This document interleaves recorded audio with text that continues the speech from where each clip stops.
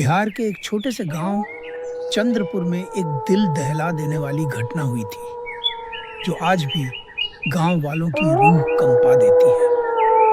ये कहानी रवि और उसकी पत्नी सुनीता की है, जो शादी के बाद गांव के एक पुराने घर में रहने आए थे।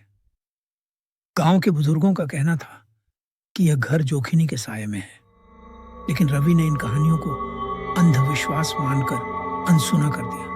घर में रहने के कुछ ही दिनों बाद सुनीता को अजीब चीजें महसूस होने लगी। आधी रात को किसी के खिलखिलाने की आवाज आती, कभी कभी कोई परछाई घर के कोनों में दिखती।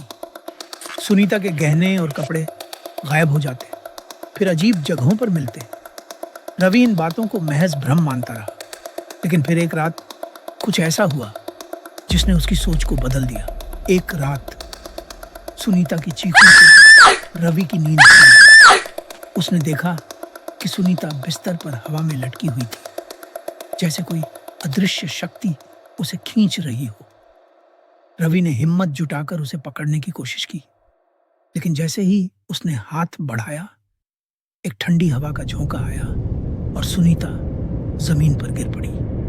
तभी कमरे के कोने में लंबे बालों वाली एक काली परछाई दिखी।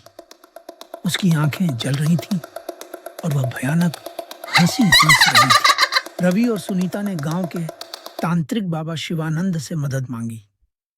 बाबा ने बताया, यह जोखिनी का प्रकोप है। यह एक ऐसी आत्मा होती है जो जवान महिलाओं की सुंदरता और गहनों से आकर्षित होती है। बाबा ने रात के समय पूरे घर में हनुमान चालीसा का पाठ करवाया और तुलसी के पत्तों से पूजा की। जैसे ही मंत्रोच्चार शुरू हुआ, घर की दीवारें कांपने लगीं और फिर अचानक एक तेज चीख सुनाई दी।